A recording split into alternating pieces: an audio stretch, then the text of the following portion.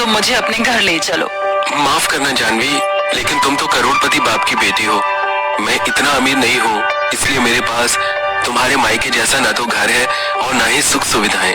रितेश, तुम मेरे साथ हो, क्या ये मेरे लिए कम है? मुझे फर्क नहीं पड़ता। अगर तुम मेरे साथ हो तो मैं टुकड़ों में भी खुशी से गुजारा करने को तैयार हूँ। मेरी शादी के बारे में तो मेरे माँ बाबा भी नहीं जानते हैं, क्योंकि अगर मैं उन्हें तुम्हारे बारे में बताती तो वो कभी भी मेरी शादी तुमसे करवाने को राजी नहीं होते। मैंने भी माँ को कुछ नहीं बताया है, क्योंकि अगर मैं उन्हें तुम्हारे बारे में बताता तो शायद वो भी न मानती।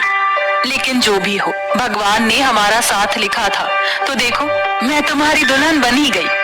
अब बहुत हुई ये बातें, शाम होने वाली है और शाम के साथ साथ सर्दी भी बढ़ जाएगी।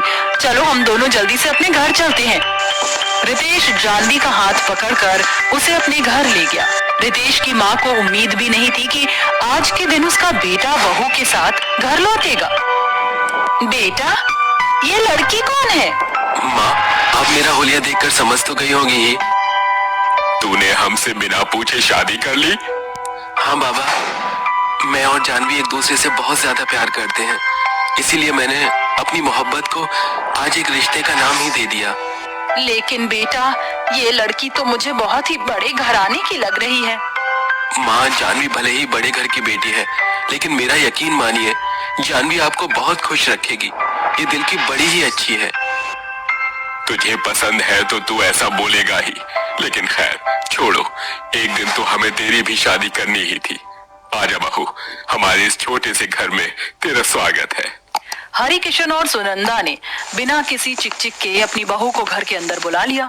उस रात बहुत ज्यादा सर्दी थी। जानवी जल्दी से अपने कपड़े बदलकर सोने की तैयारी करने लगी। माँ जी, मुझे बहुत सर्दी लग रही है, मुझे मेरा कंबल और कमरा दिखा दीजिए। बहू, हम गरीब लोग हैं, कमरा तो हम तुझे वो दे देंगे जिसमें अभी तक हम सभी रहते थे, लेकिन हमारे पास कंबल नहीं है। सिर्फ एक ही कंबल है, तो तुझे भी हमारे साथ उसी में सोना पड़ेगा। क्या? एक कंबल? क्यों तुझे रितेश ने बताया नहीं? बेटा, हमारे घर में हर चीज थोड़ी थोड़ी ही है, यहाँ पर कुछ भी जरूरत से ज्यादा नहीं है। तो क्या मुझे मेरी शादी की पहली रात आप लोगों के बीच ही बितानी होगी? ये तो कैसी बेशर्मो जैसी बात कर रही है। अरे हाँ, मैंने माना कि सुहागरात मनाना हर लड़की का सपना होता है, लेकिन अपने सास ससुर के सामने ऐसे कौन बोलता है? ओहो, अगर मैंने बोल भी दिया तो माँ जी, इसमें कौन सा अनर्थ हो गया? खैर छोड़ो, अब क्या फायदा, जब कंबल एक है तो सभी को यहीं ही सोना पड़ेगा। जानवी सड़ा सा मुंह बनाकर अपनी सास के बगल में लेट गई। सभी उस रात बस एक पतले से कंबल में सोए। रितेश और उसके परिवार को तो इस सब की आदत थी, इसीलिए उन्हें कोई खास परेशानी नहीं हुई। लेकिन जानवी की पूरी रात ठंड में ठिठुरते और करवटें बदलते हुए बीती।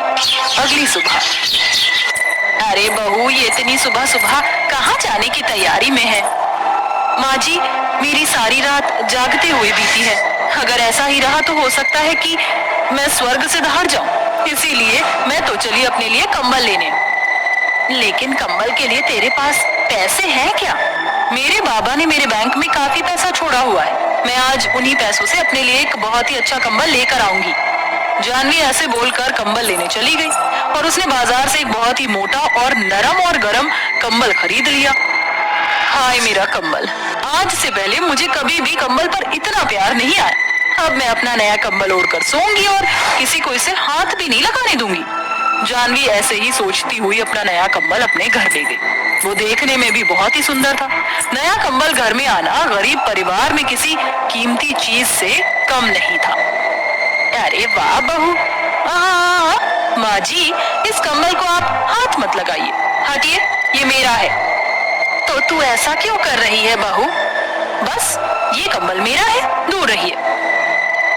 जानवी ने सुनंदा को अपने कंबल को छूने भी नहीं दिया और रात को, वाह जानवी, अब तो हमारा नया कंबल आ गया है। आज की रात तो सिर्फ हम दोनों अपने माँ बाप से अलग सोएंगे और आज की रात हमारी शादी की। चुप करो रितेश, मैं अपना ये कंबल किसी के साथ भी नहीं बांटूंगी। मतलब? मुझे ज्यादा मतलब निकालने नहीं आते। आप जाइए और जाकर अपने माँ बाबा के साथ ही सोइए। रितेश जानवी की बात सुनकर अपने माँ बाबा के पास ही सोने को आ गया। उसे जानवी का ये बेरुखापन बहुत बुरा लगा था, लेकिन जानवी को इस सब से कोई फर्क नहीं पड़ा। वो तो आराम से अपने गर्म कंबल में सो रही थी। जानवी ऐसा ही किया करती थी। वो सारा दिन तो अपने परिवार के साथ बड़े ही प्यार से रहती थी, लेकिन रात को ना जाने उसे क्या हो जाता था। माँ जी, आपकी हिम्मत कैसे हुई मुझसे बिना पूछे मेरे कंबल को हाथ लगाने की? बहू, मैं तेरी सास हूँ। क्या मुझे अब दिन में भी इस कंबल में बैठने के लिए तेरी इजाजत की जरूरत है? ये मेरा कंबल है और इसमें आपको बैठने की इजाजत मुझसे लेनी ही पड़ेगी। लाइए, आप अपना कंबल ओढ़कर बैठ जाइए। मेरा कंबल मुझे वापस कीजिए। जानवी अपनी सास से अपना कंबल ले गई और तह बनाकर उसे रख दिया। ऐसे ही एक और जानवी, सियानेपन की भी एक हद होती है। मेरे बाबा की तबीयत सर्दी की वजह से कितनी ज्यादा खराब है और तुम हो कि अगर तबीयत खराब है तो आप उन्हें अपना वाला ही कंबल उड़ाइए ना। मेरे कंबल की तरफ आप अपनी नजर भी मत करना। हे भगवान, इस कंबल की वजह से घर में कितनी लड़ाइयाँ हो रही हैं। आखिर इस कंबल में ऐसा क्या है? कुछ नहीं है तो आपके पूरे परिवार की नजर इसी के ऊपर ही क्यों रहती है? जैसे पहले गुजारा करते थे, अब उस तरह से गुजारा नहीं किया जा रहा है क्या? अब बस, मैं तुमसे क्या ही बोलूं जानवी। तुम्हारी बातों ने तो मेरा दिमाग खराब कर दिया है। अच्छा होगा कि आप मुझसे कुछ बोलो ही ना। जानवी और रितेश की लड़ाई हो ही रही थी कि तभी उन्हें अपने घर के आंगन में से किसी की आवाज आई। ये आवाज तो जानी पहचानी लगती है। देखते हैं कि कौन आया है। जानवी और रितेश दोनों आंगन में चले गए। आंगन में जानवी के माँ बाप बैठे हुए थे। उन्हें देखते ही जानवी की आंखें भर आईं। माँ, जानवी बेटा, तूने हमें एक बार भी अपना पता बताना भी जरूरी नहीं समझा? माँ, वो दोनों माँ बेटी ने एक दूसरे को गले से लगा लिया। आप दोनों हमारे समधी और समधन जी हो। हमारे पास ज्यादा कुछ तो नहीं है। चाय के लिए दूध भी बस 2 कप ही आता है। आधा पानी डालकर सभी की चाय बनती है। अब बोलिए, मैं आपके सामने क्या रखूं? अरे नहीं नहीं, आप परेशान मत होइए। हम सिर्फ अपनी बेटी से मिलने आए हैं। समधी जी की तबीयत खराब है क्या? हाँ, इन्हें सर्दी हो गई है। तो आपने इन्हें इतने पतले कंबल में क्यों लिटाया हुआ है? हमारे पास जो है हमने। लेकिन अंदर कमरे में तो मुझे एक और कंबल दिखाई दे रहा है। शायद ये कंबल ही है ना? हाँ सासू माँ, ये कंबल है, लेकिन हमारा नहीं, किसी और का। रितेश ने अपने सास ससुर को पूरी बात बता दी। अपनी बेटी का ऐसा बर्ताव सुन दोनों माँ बाप हैरान हो गए और जानवी को भी अपनी गलती महसूस हुई। बेटा, अपने ही परिवार के साथ ऐसा बर्ताव अच्छा नहीं है। अब तू इस घर की बहू है और यही तेरा परिवार। ये लोग तेरे अपने हैं। क्या अगर तेरे बाबा की तबीयत खराब होती तब भी तू अपने कंबल पर ऐसे ही चालाकी दिखाती? बोल। माँ, वो बेटा, मैंने तुझे राजकुमारियों की तरह पाला है, इसीलिए मैं समझता हूँ। लेकिन इस घर में शादी करना तेरी अपनी मर्जी थी, तो अब तू अपनी जिम्मेदारियों से भाग नहीं सकती है। तुझे अपने परिवार की दिल से सेवा करनी होगी, तभी तो हमें भी गर्व महसूस होगा।